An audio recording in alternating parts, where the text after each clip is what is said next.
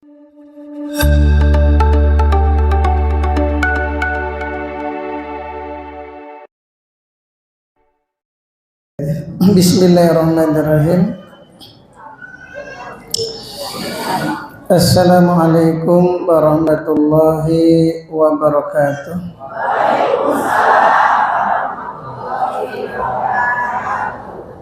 Nahmaduhu wa nusalli wa nusallimu ala rasulihil karim.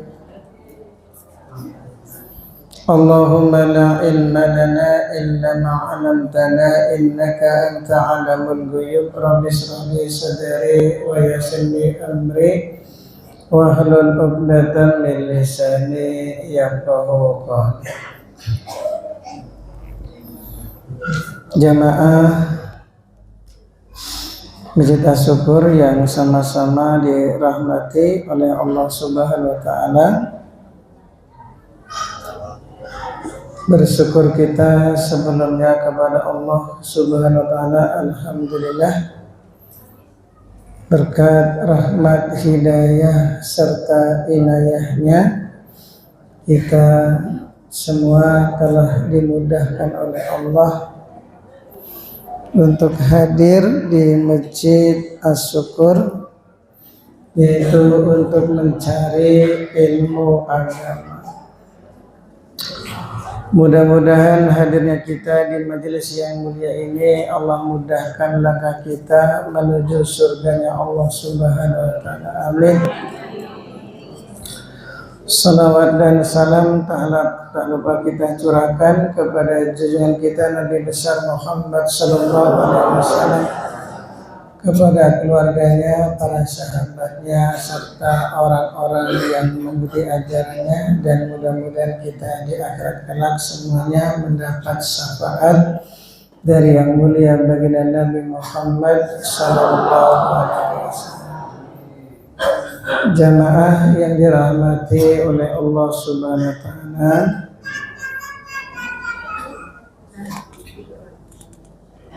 melanjutkan topik kemarin bab masalah puasa.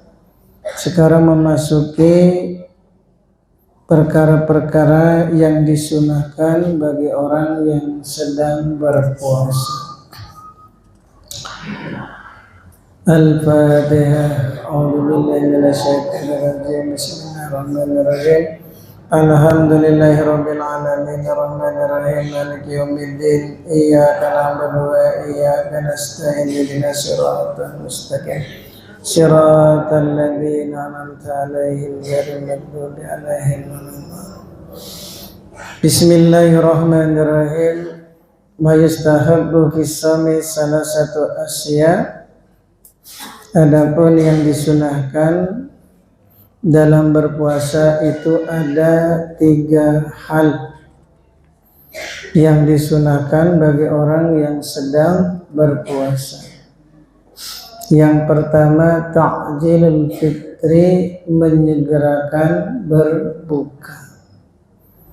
Jadi ketika adzan maghrib dikumandangkan, mana yang lebih utama, sholat maghrib dulu atau berbuka dulu? Maka yang lebih utama adalah berbuka dulu. Sekedar membatalkan. Kalau bukanya makan 3 piring, makannya pun lila sampai mau menjelang isya, nah ini bukan namanya takjil, ini namanya balas dendam. Takjil ini sekedar membatalkan puasa, walaupun hanya seteguk air atau 1 biji kurma. Karena ini amalan yang utama justru menyegerakan berbuka. Sholat maghrib nanti dulu, ya kita batalkan dulu puasa kita setelah minum seteguk atau segelas air dengan 1 biji kurma, baru melaksanakan sholat maghrib. Setelah sholat maghrib barulah kita puas-puasin berbuka sebanyak-banyaknya.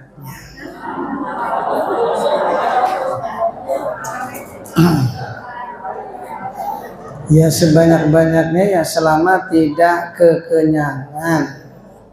Ukuran banyak itu kan relatif. 2 piring bagi orang yang ceking itu udah banyak. Tapi 2 piring bagi Pak Nanang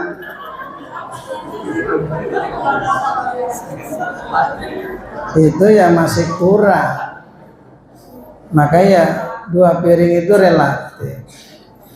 Ya, jadi nggak mesti orang itu 2 piring kekenyangan, tergantung orangnya. Tapi kadang yang ceking itu makannya lebih banyak. Biasanya, ya. Yang kurus-kurus itu kadang makannya biasanya gitu. Nggak tahu. Dalilnya adalah hadis riwayat Imam Bukhari dan Imam Muslim dari Sahal ibnu Sa'ad radhiyallahu anna Rasulullah sallallahu alaihi wasallam qala, baginda Nabi Muhammad sallallahu alaihi wasallam bersabda, la tazalun nas bi khairin ma ajjalul fitrah. Manusia akan selalu berada dalam kebaikan selama mereka menyegerakan berbuka. Jadi agama ini asasnya ketaatan, Bapak Ibu. Bukan apa maunya kita, tapi asasnya adalah ketaatan. Cocok nggak cocok, dicocokin. Ya, walaupun ketika adzan maghrib dikumandangkan kita belum lapar dan belum haus, makannya jam 10 atau jam 11, merasa kita ini masih mampu, kelihatannya baik, tapi itu justru keliru. Yang paling utama ya menyegerakan berbuka.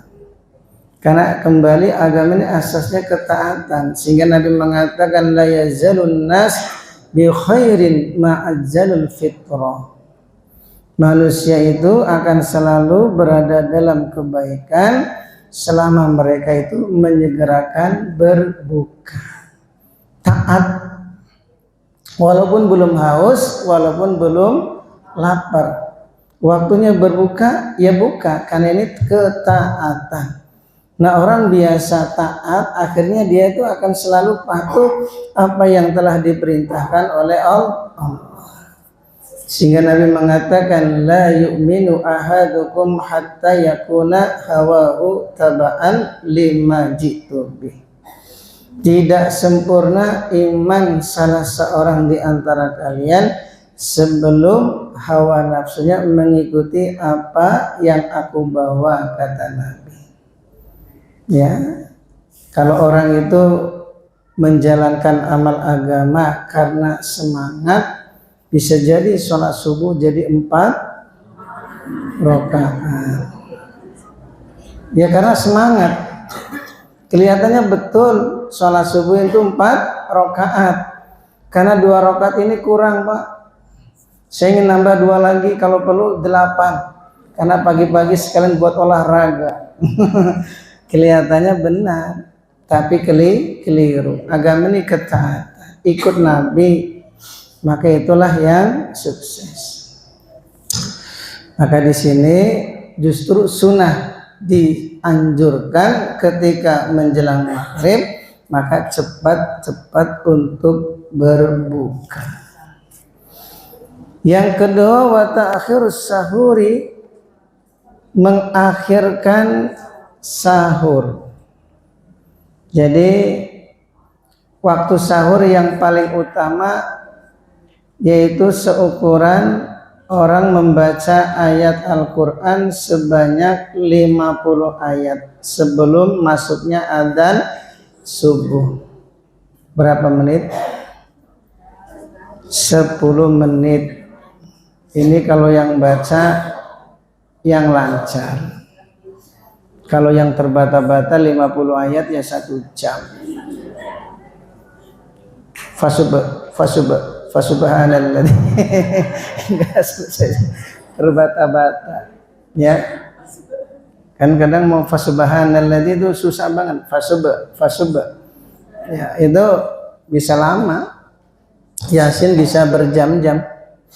Nah, kini ukuran orang yang lancar membaca Al-Quran itu 50 ayat kurang lebih 10 menit. Yang biasa pada umumnya di Indonesia itu dijadikan waktu imsak. Waktu imsak itu sebenarnya waktu sunah-sunahnya untuk makan sahur. Tapi karena orang dulu tuh makan sahurnya itu kurma gandum yang cepat untuk untuk cepat dimakan lah atau ditelan. Nah, kalau kita nih makannya nasi, lauknya sayur, belum nanti ayam goreng, ikan, sambal, lalapan, terus tempe, tahu, belum lagi apa lagi? Pokoknya nggak cukup kalau 1 menit, 10 menit nggak cukup. Maka tahu diatur-atur waktunya. Kalau sekiranya makannya itu menunya macam-macam, ya setengah jam sebelum masuk adzan subuh. Yang penting di akhir-akhir itu kita masih sedang makan sahur supaya apa? Dapat kesunahan. Kita yang dicarikan pahala, betul? Kalau sekedar sahur ya jam 1 juga sudah boleh untuk sahur, jam 2 juga boleh. Tapi supaya kita mendapatkan pahala kesunahan sahur itu justru diakhir-akhirkan ketika mau masuknya adzan subuh, yaitu 10 menit. Berarti kalau orang sahurnya jam 2, jam 3 itu sudah sahur, nanti kalau 10 menit mau adzan subuh, ambillah kesunahannya, yaitu ngambil seteguk air atau 1 biji kurma. Jangan rokok. Ya, ngambil kesunahannya 1 batang hela. Ya. Jadi 1 biji kurma atau segelas air untuk mengambil kesunahannya supaya kita dapat doa khusus dari baginda Nabi. Semoga Allah merahmati umatku yang makan sahur. Jadi makan sahur ini diakhirkan, ini sunnahnya. Sehingga dalam riwayat Imam Ahmad bahwasanya baginda Nabi Muhammad SAW telah bersabda, la tazalu ummati bi khairin ma ajjalu iftar wa akharrus sahur. Umatku akan selalu dalam kebaikan selama dia menyegerakan berbuka dan mengakhirkan makan sahur. Ini orang ini kembali ya, masalah amal agama yaitu dengan ketaatan. Jadi kalau kita ini menjalankan agama dengan ketaatan, jadi yang ada tuh timbulnya sifat ikhlas, manut. Kemudian dalam riwayat Ibnu Hibban, Rasulullah SAW bersabda, inna ta'khirus sahuri min sunanil mursalin. Sesungguhnya mengakhir-akhirkan makan sahur itu bagian kesunahan para rasul. Karena puasa ini bukan diwajibkan hanya untuk umat baginda Nabi Muhammad SAW, dulu juga diwajibkan untuk para nabi dan para rasul. Hanya saja khusus bulan Ramadan ini diwajibkan untuk umat baginda Nabi Muhammad SAW. Termasuk sholat 5 waktu, para nabi para rasul juga dulu melaksanakan sholat fardu. Cuma mereka hanya zuhur saja, ada yang asar saja, ada yang maghrib saja, ada yang isya atau subuh saja. Yang menjalankan salat 5 waktu, zuhur, asar, maghrib, isya, subuh hanya umat baginda Nabi Muhammad sallallahu alaihi wasallam. Inilah kelebihan umat Nabi. Termasuk puasa selama 1 bulan penuh ini diwajibkan hanya untuk umat baginda Nabi Muhammad sallallahu alaihi wasallam. Jadi sudah disunahkan ya makan sahur oleh orang-orang terdahulu, yaitu para nabi dan para rasul, sehingga Nabi mengatakan inna takhirus sahur min sunanil mursalin. Makan sahur itu adalah sunahnya para rasul. Kemudian salah seorang sahabat juga bertanya kepada Sayyidina Anas mengenai kapan sih makan sahur yang paling utama. Ditanya ya, yang nanya ini sahabat yang bernama Zaid ibnu Sabit, bertanya kepada Sayyidina Anas, kalau Nabi itu makan sahur itu kapan waktunya? Maka dijawab, qad ruma yaqra'ur rajulu khamsina ayat. Seukuran orang membaca 50 ayat sebelum masuknya adzan subuh. Nabi saja yang terbiasa puasa, ini beliau kalau makan sahur mau menjelang subuh. Bukan karena supaya kita ini menjalankan puasa terasa lebih ringan dari subuh sampai maghrib, bukan. Ya, tapi karena ini memang disyariatkan, disunahkan mengakhirkan sahur. Yang ketiga, watarkul hujri minal kalam, yang disunahkan bagi orang yang sedang puasa meninggalkan hujri. Hujri perkataan yang buruk. Ya, perkataan yang buruk ini ditinggalkan, karena orang yang berkata buruk ketika sedang puasa bisa menghilangkan pahala puasa. Termasuk perkataan yang buruk ini perkataan yang bisa membangkitkan hawa nafsu walaupun kepada istri sendiri. Misal tadi malam suami kumpul dengan istrinya, siangnya cerita, tadi itu cepet-cepet teuing. Ya, jangan cerita. Sudah tahu bulan puasa, walaupun pembicaraannya itu ya nggak langsung kotor, tapi itu arahnya ke sana yang bisa membangkitkan hawa nafsu. Ya sudahlah, yang sudah jangan cerita lagi. Kok tadi malam kok cepet-cepet teuing, seumpama ya, engke lah wengi diulang deui.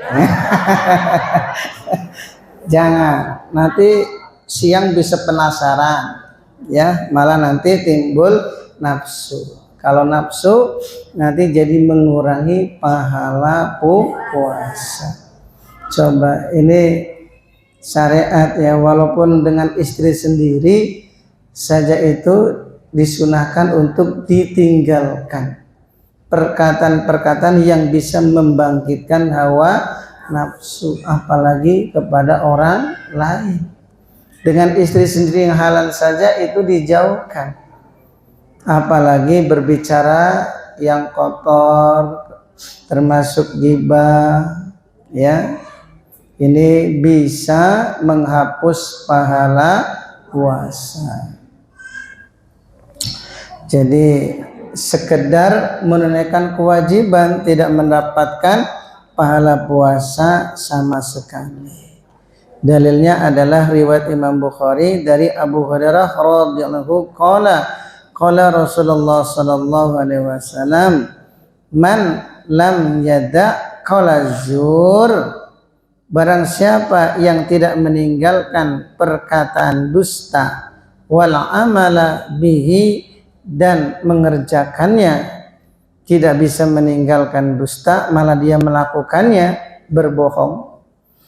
Falaisa lillahi hajatun fin ayyada'a ta'amahu wa syarabahu. Maka Allah tidak peduli, ya, tidak peduli ketika orang itu meninggalkan makan dan meninggalkan minum. Artinya dia tidak mendapatkan pahala puasa sama sekali walaupun dia tidak makan dan tidak minum, hanya sekedar menunaikan kewajiban puasa. Itu berbohong. Ya, berbohong itu bisa menghilangkan pahala puasa. Masya Allah. Apalagi menyakitkan hati saudara muslim, khususnya membicarakan keburukan saudara muslim. Dan ini pernah terjadi di zaman baginda Nabi Muhammad SAW, ketika ada dua orang wanita yang membicarakan keburukan orang lain. Jadi di zaman Islam yang begitu sempurna, suasana agama, ya, namanya wanita itu ya sulit ya menahan diri untuk tidak membicarakan keburukan orang. Jadi memang paling berat tuh meninggalkan larangan, Ibu. Betul nggak? Kalau menjalankan perintah tuh gampang. Ya, ngabring kajian rutin tiap pagi. Ya, gampang walaupun jauh. Betul nggak? Mau ke RW 7, RW 6, RW 5, RW 4, RW hiji, ya, ringan. Bahkan belajar ngaji pun ya ringan. Mau pagi, mau siang, mau sore, itu ringan. Yang paling berat itu meninggalkan larangan. Paling berat itu. Maka orang itu jangan terkesan dengan banyaknya ibadah seseorang, tapi terkesanlah orang yang bisa bertahan sejauh mana dia meninggalkan kemaksiatan. Ini nih kelihatannya ibadah nih rajin, cuma kan kelihatan kalau kira-kira disogok mau nggak? Terima nggak? Gimana ya Pak Ustadz?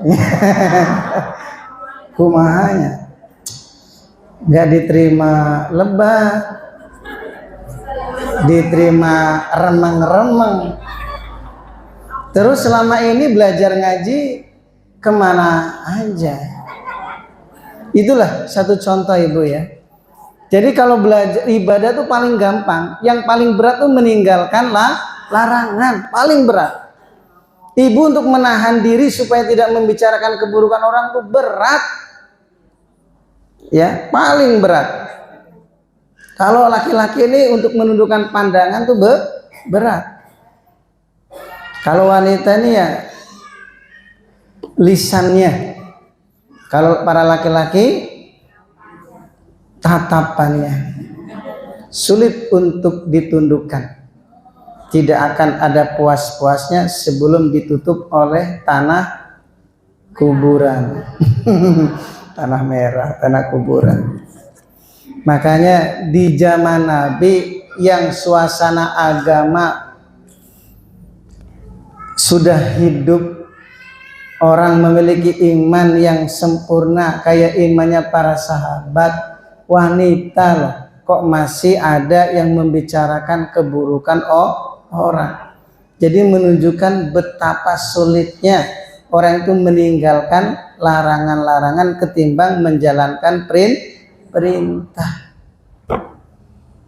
Ya, makanya ketika dua wanita tadi membicarakan keburukan orang lain, maka dua wanita tadi langsung hampir pingsan, bahkan hampir mau sakaratul maut, saking gak kuatnya menahan lapar. Kejadian ini dilaporkan kepada baginda Nabi Muhammad SAW mengenai dua wanita tersebut. Akhirnya Nabi pun mendatangi kedua wanita, kemudian Nabi perintahkan salah seorang sahabat untuk mengambil mangkok. Nah, ketika mangkok sudah di hadapan Nabi, Nabi perintahkan dua wanita tadi untuk memuntahkan isi perutnya. Setelah memuntahkan, ternyata yang keluar daging yang masih segar.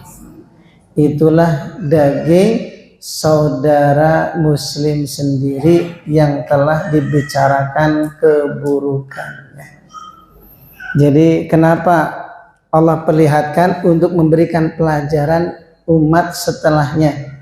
Jadi kalau orang membicarakan keburukan saudara muslim, itu hakikatnya dia telah memakan daging saudaranya sendiri, daging mentah. Ya, makanya di zaman Nabi perlihatkan langsung, memang hakikatnya memang betul-betul makan daging saudaranya yang masih mentah. Nah, ketika dua wanita tadi muntah, yang keluar adalah daging yang masih segar, barulah di situ wanita tadi sembuh dari sakitnya. Tadi hampir-hampir mau meninggal dunia. Ya, Nabi mengatakan dua wanita tadi ini karena telah membicarakan keburukan orang. Siti Aisyah radhiyallahu anha pernah membicarakan sedikit ya kekurangan Sayyidina siapa? Bukan Hafsah, yang agak gemuk. Siapa yang tahu? Yang sedikit gemuk. Ada yang hafal? Ini yang gemuk-gemuk nih. Ya. Ya pokoknya yang agak gemuk lah, enggak gemuk-gemuk amat, agak gemuk. Itu Siti Aisyah tuh ya cuma ya bicara masalah gemuk itu aja, sedikit aja padahal.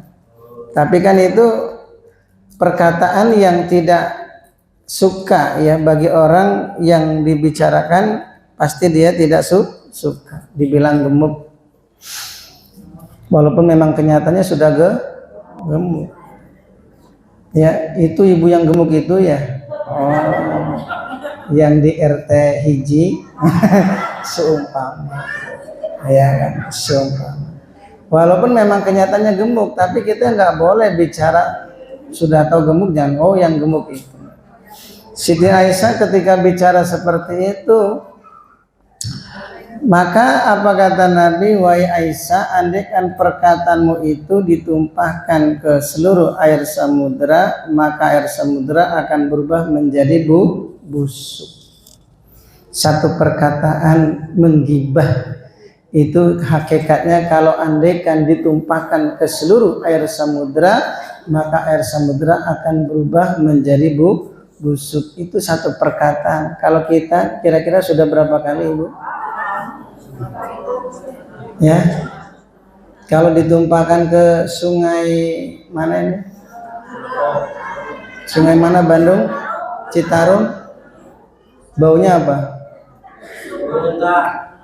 Berunta.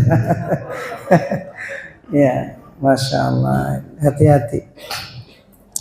Watarkul hujri minal kalam, meninggalkan perkataan yang buruk supaya orang itu mendapatkan pahala puasa yang sempurna. Karena orang kalau melakukan perkataan yang buruk ini tidak bisa mendapatkan pahala puasa, hanya sekedar menjalankan kewajiban dan cuma menahan rasa dahaga dan lapar aja.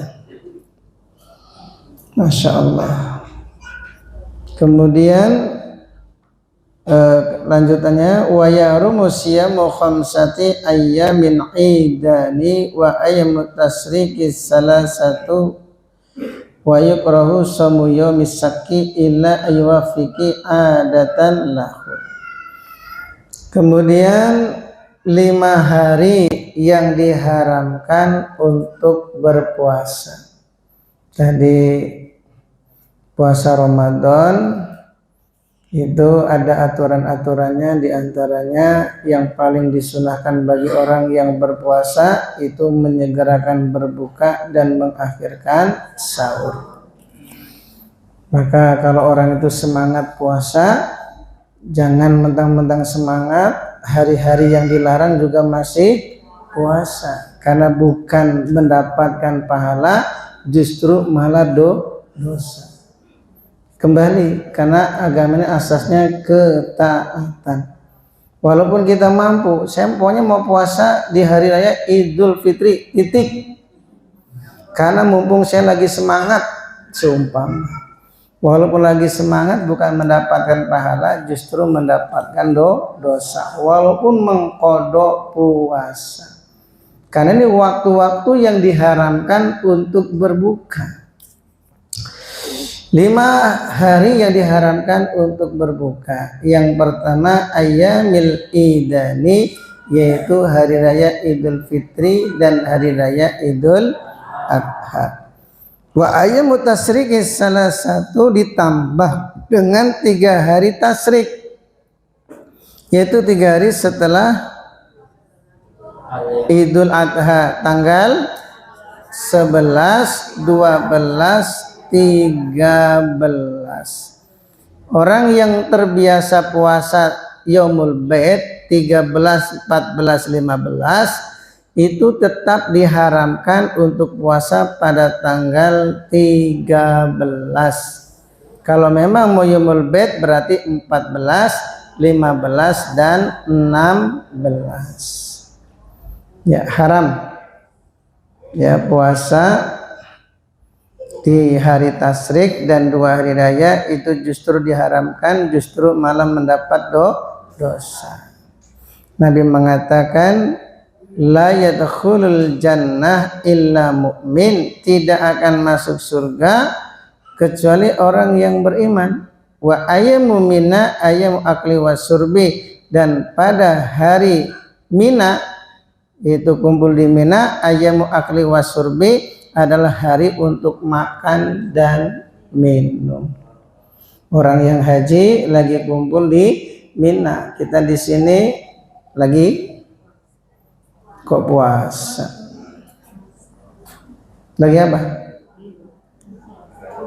Lagi apa? Lagi apa?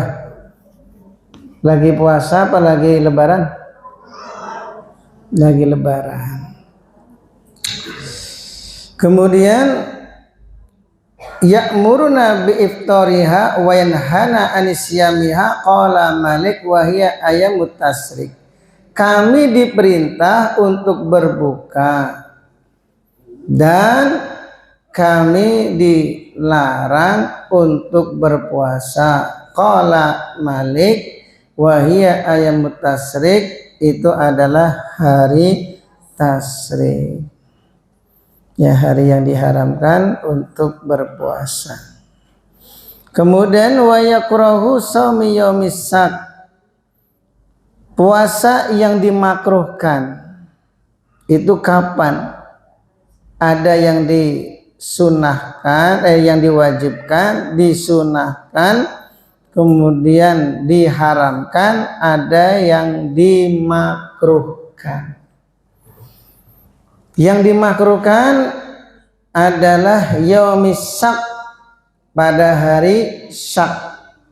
Sabt itu apa? 1 hari atau 2 hari sebelum masuknya bulan Ramadan, yaitu di akhir bulan Sya'ban. Illa aywafiqi adatan lahu, kecuali orang yang memang terbiasa puasa sunnah. Andaikan puasa Ramadan jatuh hari Selasa, kemudian akhir Sya'ban adalah hari Senin. Bagi orang yang terbiasa puasa Senin Kamis, maka tetap disunahkan, tidak dimakruhkan. Bagi kita yang angin-anginan, yang jarang puasa, justru makruh puasa pada hari Senin atau pada tanggal Yaumul Bait 13, 14, 15. Pas tanggal 15 itu akhir bulan Sya'ban seumpama ya 1 hari atau 2 hari mau Ramadan itu justru dimakruhkan, tidak diharamkan tapi dimakruhkan. Karena dalilnya idang tasafa Sya'ban fala tasumu, kata Nabi. Apabila sudah pertengahan Sya'ban fala tasumu, maka kalian jangan berpuasa. Jadi kalau sudah pertengahan di bulan Sya'ban yaitu 16, 17 sampai akhir, ini ada hadis yang mengatakan janganlah kalian berpuasa kecuali bagi wanita yang punya qadaan, walaupun tinggal 1 hari mau Ramadan tetap wajib untuk dibayar. Ya, yang qada beda lagi. Ini biasanya yang mudah-mudah ini kan suka diakhir-akhirkan. Ya, suka diakhir-akhirkan. Akhirnya pas Ramadan masuk, qadaan belum beres. Nanti masuk Syawal bocor deh. Ya, nanti jadinya mengqada dan membayar fidyah. Ada hukumannya, kifaratnya. Orang yang sudah melewatkan qadaan puasa yang seharusnya dia bayar pada tahun ini sampai Ramadan kok belum kebayar, masih ada yang tersisa, maka nanti masuk Syawal itu yang tersisa tahun kemarin itu di samping mengqada membayar fidyah 1 mud. Nanti pas 2025 yang tahun kemarin juga belum selesai, masih punya utang, berarti berapa tunggakannya 2 tahun, maka 1 puasa harus membayar kifarat 2 mud. Puasanya wajib diqada dan setiap 1 puasa membayar kifarat 2 mud. 1 mudnya kemarin sudah 6,7 atau digenapkan 7 on. Jadi kalau 2 mud 1 kilo 4 on untuk 1 puasa yang kita bayar qadaan. Kalau tahunnya juga belum terbayar juga, masih saking banyaknya, yang ini aja belum, masih ada lagi. Padahal waktu itu panjang, cuma namanya wanita ya. Terus diakhir-akhirkan. Jadi 3 tahun terlewatkan, berarti ditambah lagi 1 mud, berarti 1 puasa dia harus membayar 3 mud. Terus sampai berikutnya, sampai kacidak teuing. Begitu ya. Ya terlalu lah. Orang tuh kalau punya qadaan kan sudah kemarin sudah diterangkan, baik qadaan puasa apalagi sholat itu nggak boleh jalan-jalan. Yang suka jalan-jalan nih ya, yang suka bertamasa, diperhatikan masih punya utang nggak? Utang kepada Allah, utang kepada manusia. Kalau utang kepada manusia minta izin dulu, saya mau ke Pangandaran dan saya masih tanggungan utang, punya utang 100.000, sedangkan ke Pangandaran juga 100, seumpama ya, seumpama ini seumpama, tapi kan nggak ada yang punya utang di sini insya Allah. Maka kalau dia mau berangkat, izin dulu sama orang yang diutangi. Saya mau ke Pangandaran nih, mau safar, sedangkan saya masih punya tunggangan utang ya 100.000, saya belum bisa bayar, ini pun sedikit, saya pengen jalan-jalan.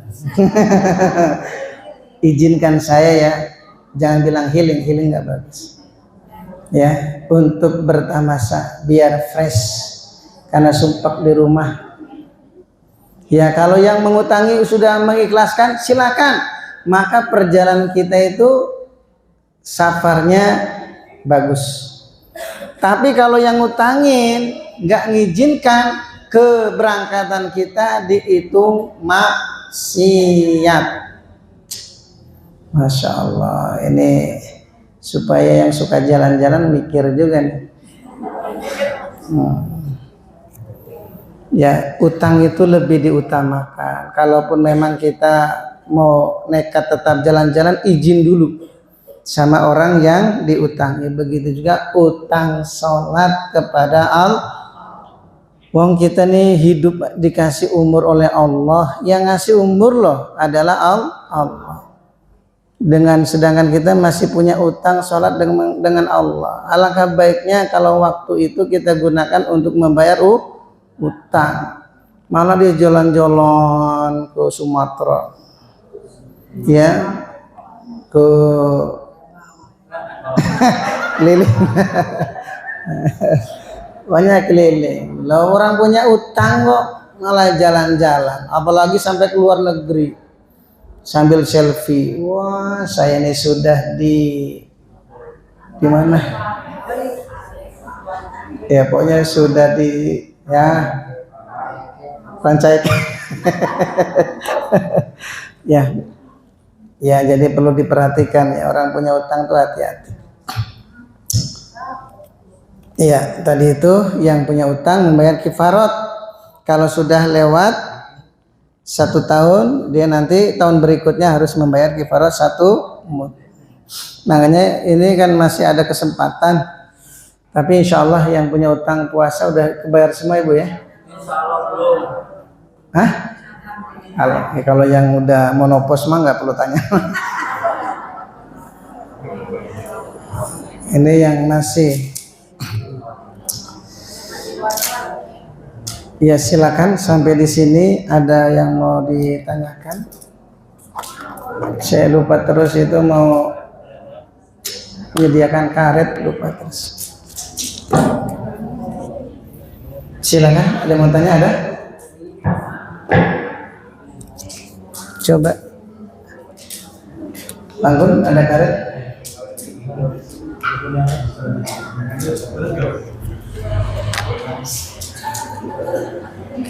Ada.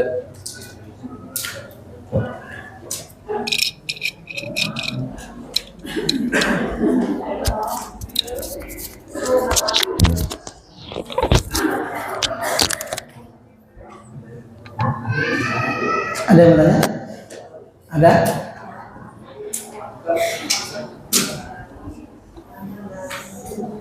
Sa ibu-ibu pada Temaros, kesempatan. Sana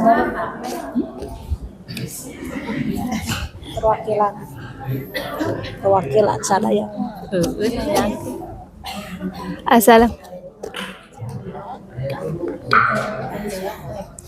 Assalamualaikum warahmatullahi wabarakatuh. Puasa itu kan supaya manusia itu bertakwa. Terus setiap tahun kita melaksanakan puasa, tapi sifat kita tidak mencerminkan orang yang berpuasa di dalam pelaksanaan kehidupan sehari-hari. Gimana untuk meningkatkan ketakwaan kita? Baik. Makanya pentingnya orang itu sebelum melaksanakan ibadah puasa harus tahu syarat sahnya puasa, kemudian sunnah-sunnahnya orang yang sedang berpuasa, dan larangan-larangan bagi orang yang sedang berpuasa. Kalau syarat sahnya, sunnah-sunnahnya, kemudian larangannya kita jalankan, insya Allah puasa kita akan diterima. Kalau puasa kita diterima, tandanya setelah Ramadan kita akan ada peningkatan dalam ibadah.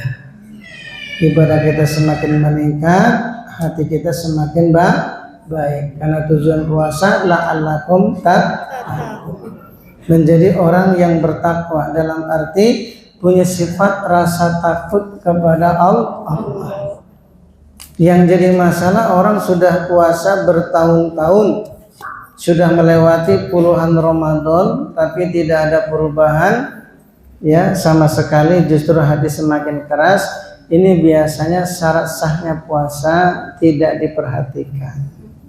Sunah-sunahnya, ya kalau orang itu betul-betul ya sunah-sunahnya makan itu kan berbuka, sahur, kemudian makan pun ya secukupnya. Kalau kita kan makan enggak hambek-hambek, sehingga ya makan sahur saking banyaknya. Tujuan puasa untuk mengendalikan nafsu, nafsu ini justru malah tidak terkendali oleh karena kita sahur terlalu banyak. Tambah lagi ketika berbuka juga makannya juga kebanyakan. Yang tadinya semangat untuk sholat tarawih, baru rakaat pertama sudah ngantuk, ya tunduh. Akhirnya dicari yang 8 rakaat. Padahal Ramadan ini kan bulan musim panen, ya bulan musim panen.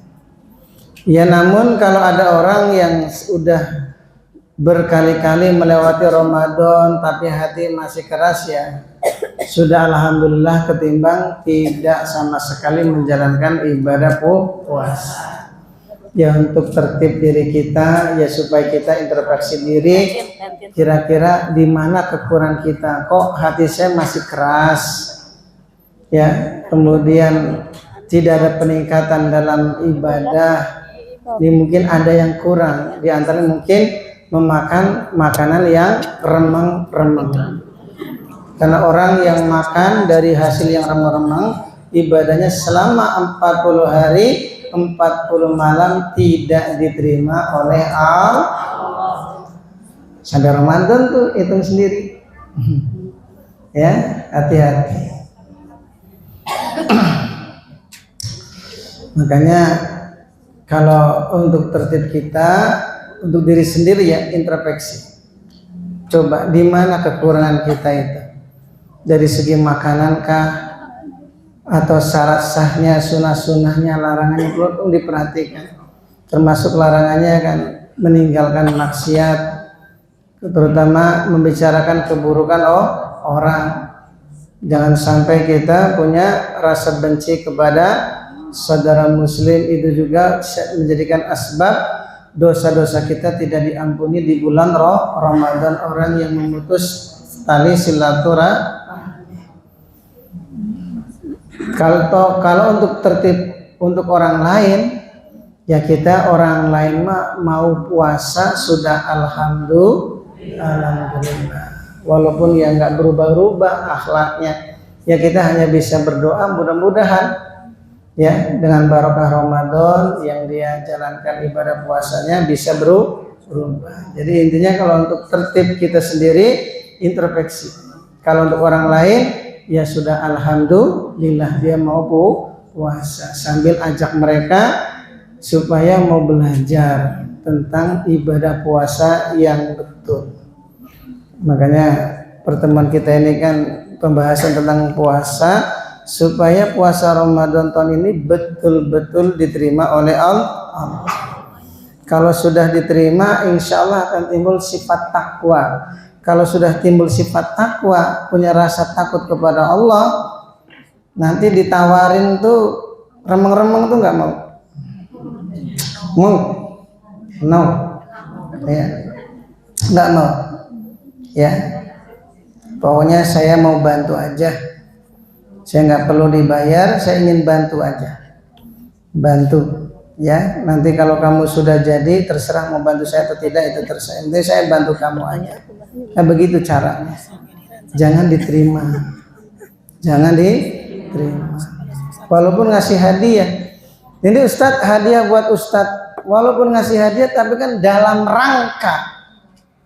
Dalam rangka nggak bisa. Ya kalau kita ini punya sifat komitmen, memikirkan tentang agama kita, insya Allah ya, walaupun amal kita sedikit, ini bisa diterima oleh Allah.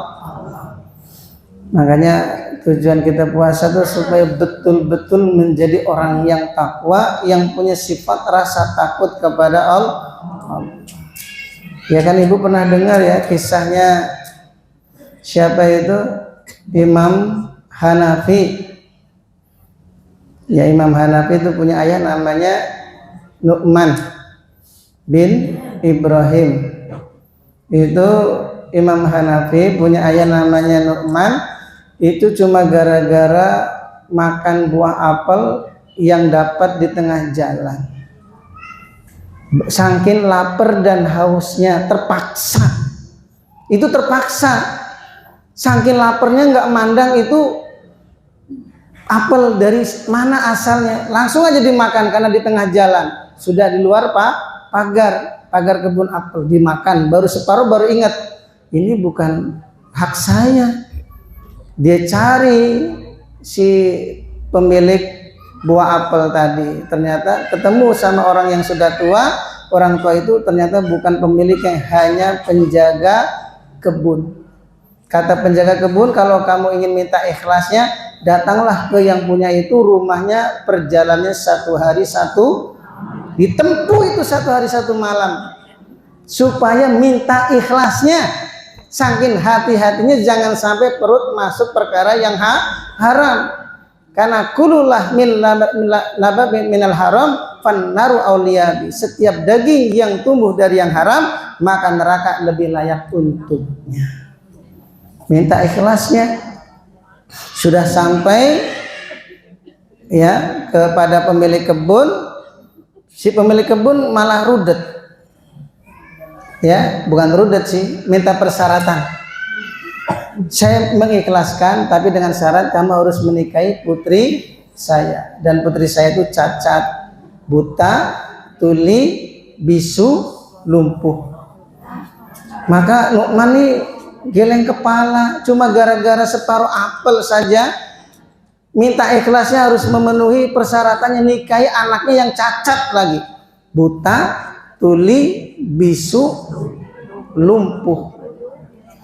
Ya tapi karena memikirkan akhirat nggak apa-apa, saya siap menikahi anaknya walaupun cacat, yang penting perut saya ini yang kemasukan betul-betul halal, dia ridho. Ternyata begitu dinikahi wanita tersebut, begitu buka kamar, ternyata sempurna. Bisa berbicara, bisa melihat, bisa mendengar, dan bisa berjalan. Wah, cantiknya luar biasa.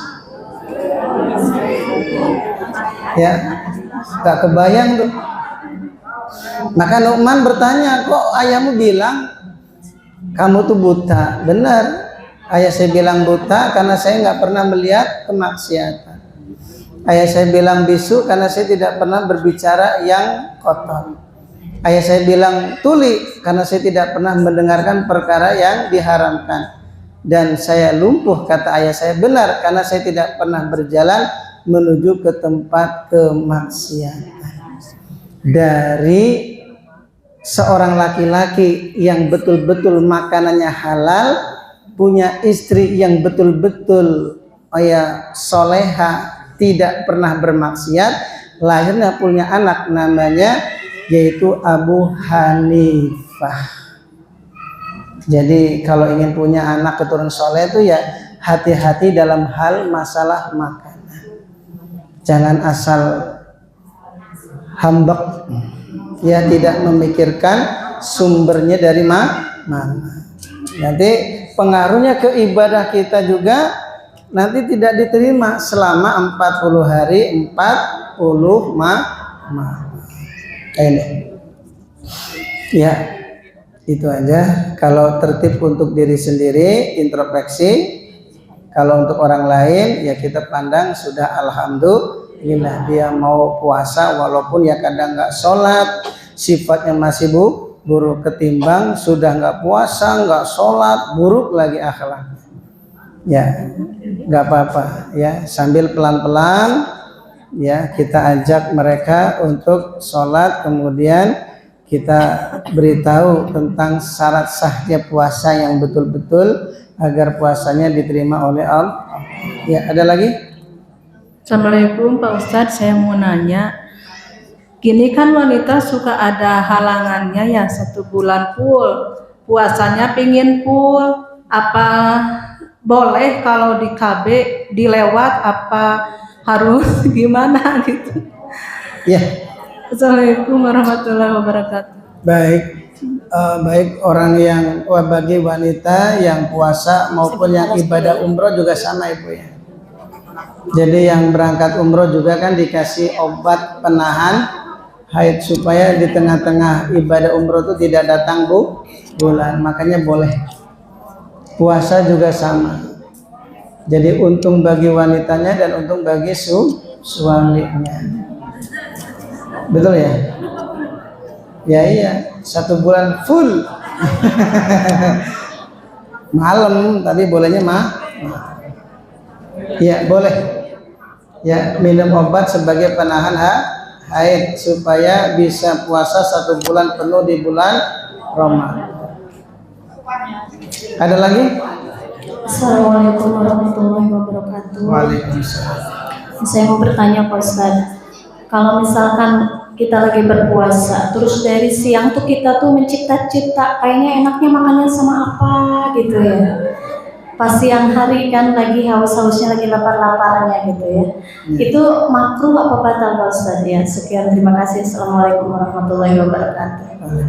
Jadi kalau orang sedang puasa, baik fardu maupun sunnah, kalau dia membayangkan makanan di saat dia lapar, kemudian membayangkan es campur ketika saat haus, maka ini hukumnya makruh, tidak membatalkan puasa, tapi bisa mengurangi pahala puasa.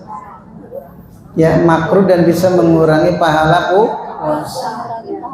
Jangan dibayangkan. Ya.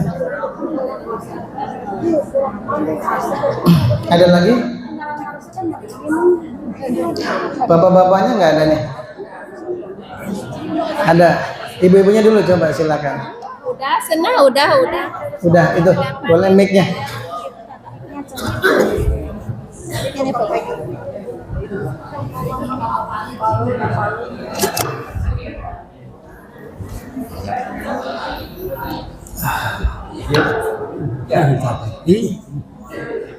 Bismillahirrahmanirrahim. Assalamualaikum warahmatullahi wabarakatuh.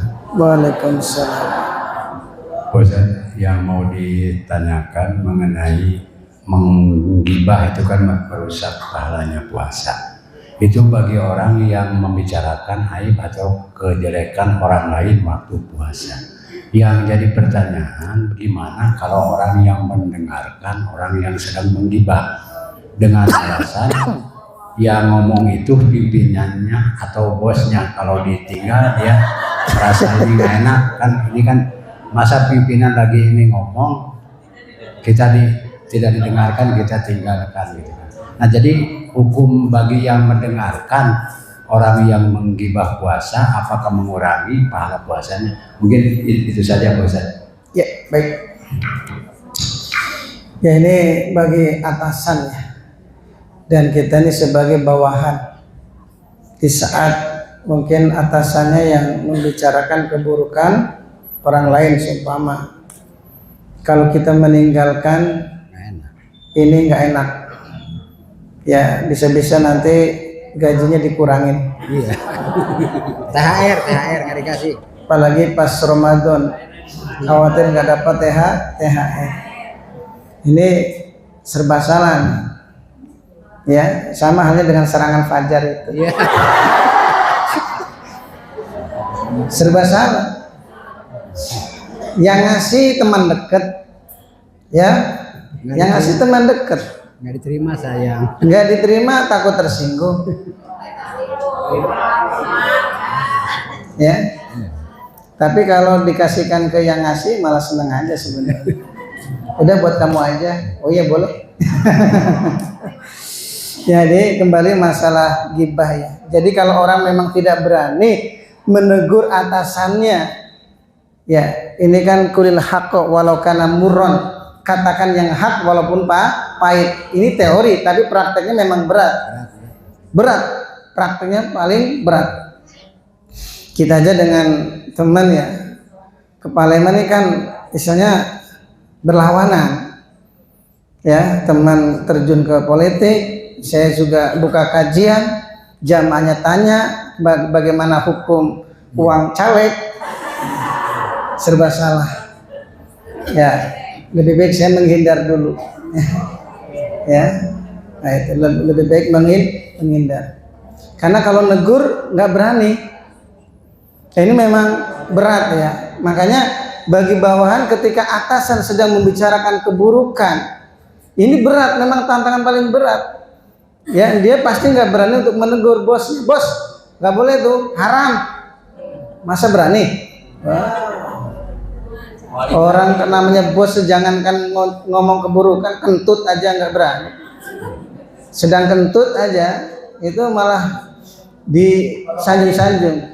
Sakit perut, bos, sini saya urut. Coba kalau yang kentut bawahan, ya dicaci maki, dihina, kurang ajar kamu. Jadi minimal kalau kita tidak bisa menegur atasan ketika sedang membicarakan keburukan orang, dan kalau kita mendengar dapat dosa, ya selama kita ini melawan, hati kita melawan, nggak seneng apa yang dibicarakan atasan kita, maka kita tidak dapat dosa. Ya, hati kita melawan benar, tapi kita nggak mampu, tidak mampu. Kecuali kalau kita ikut nguping, ikut nguping, maka kita mendapatkan dosa yang sama dari orang yang membicarakan keburukan orang lain. Hati-hati, yang nguping itu sama. Ya, yang bicarakan satu orang, yang nguping 10. Ini 10 ini dapat dosa yang sama. Hati-hati. Ya, ada lagi? Yang sebelah sini? Ada pada ayat nih katanya. Ada, Pak Iman? Oh, Mas Yamin. Ya Mas ya.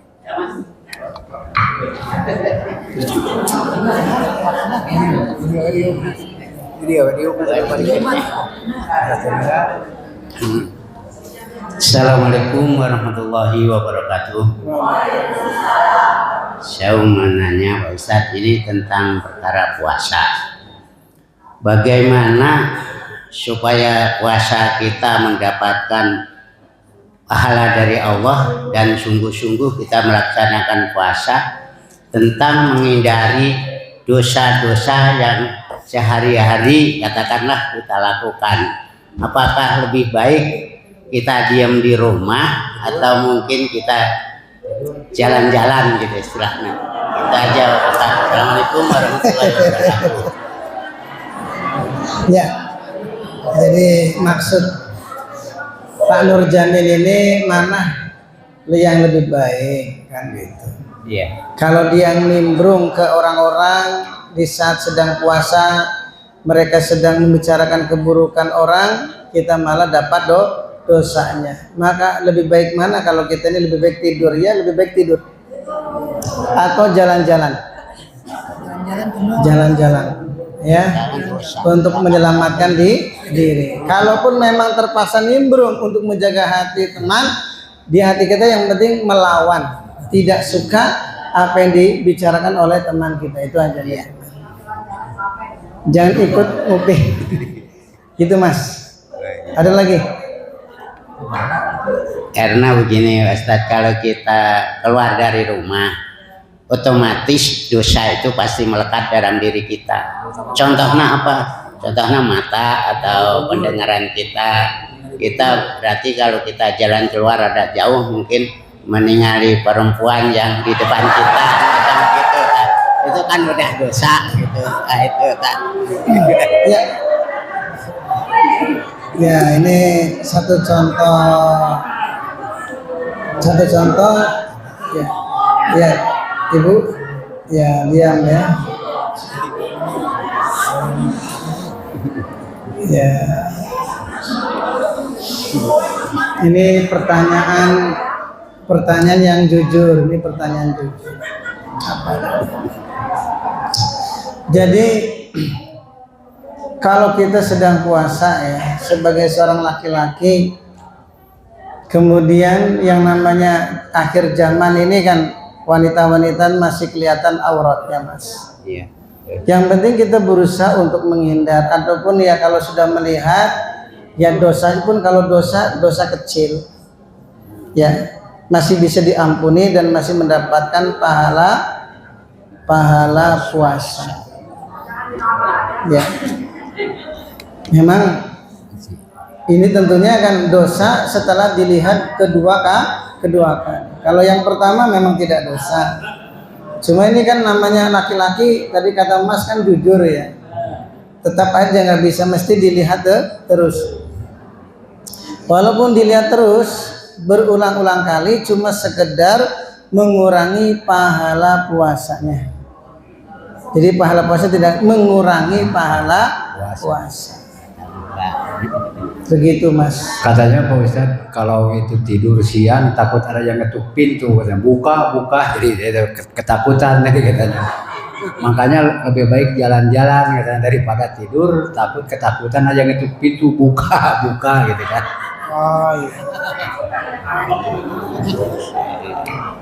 Iya, lebih baik sebenarnya di rumah. Ya di rumah. Kalaupun jalan-jalan justru tergantung ya tempat jalan-jalannya. Kalau di gunung ya aman. Tapi kalau ke kota malah justru menambah dosa. Ya, ngabuburit.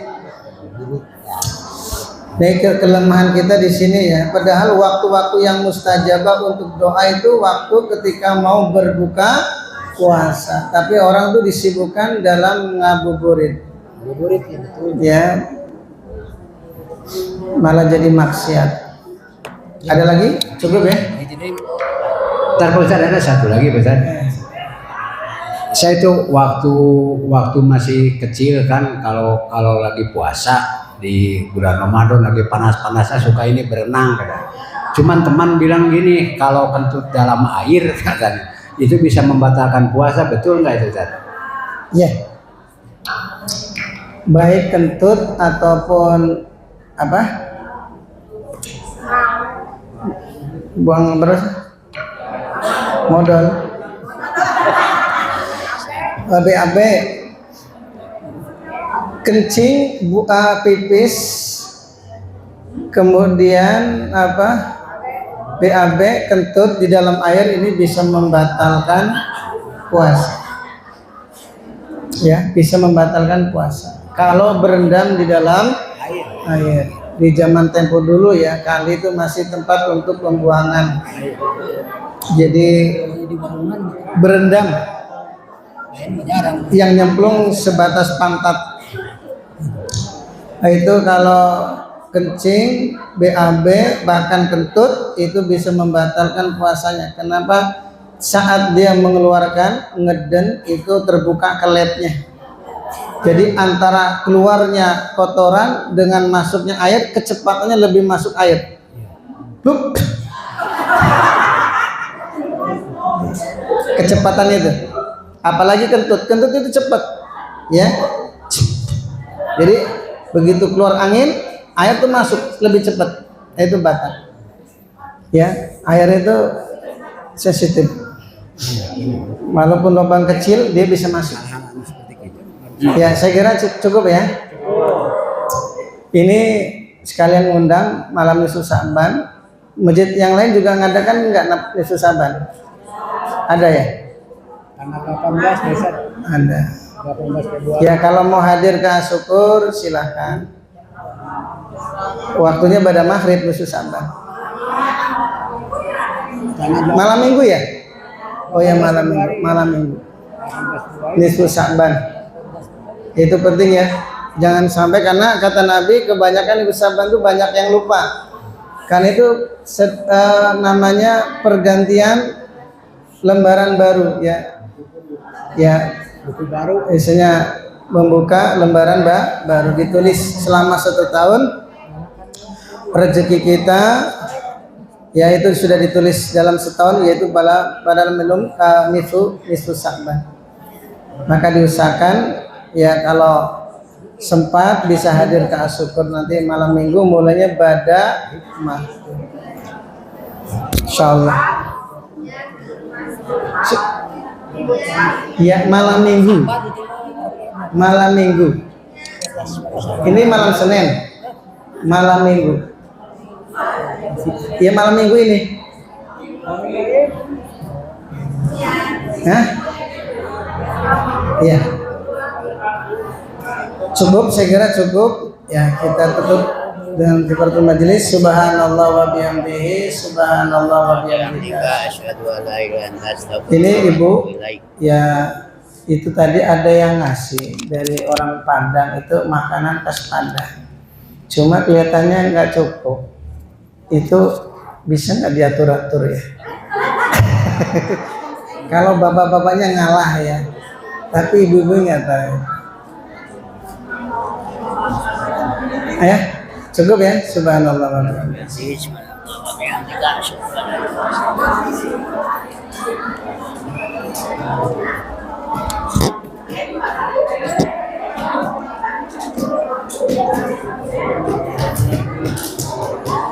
Kok nggak ada yang ngambil? Silakan ngambil satu-satu, nggak apa-apa ya.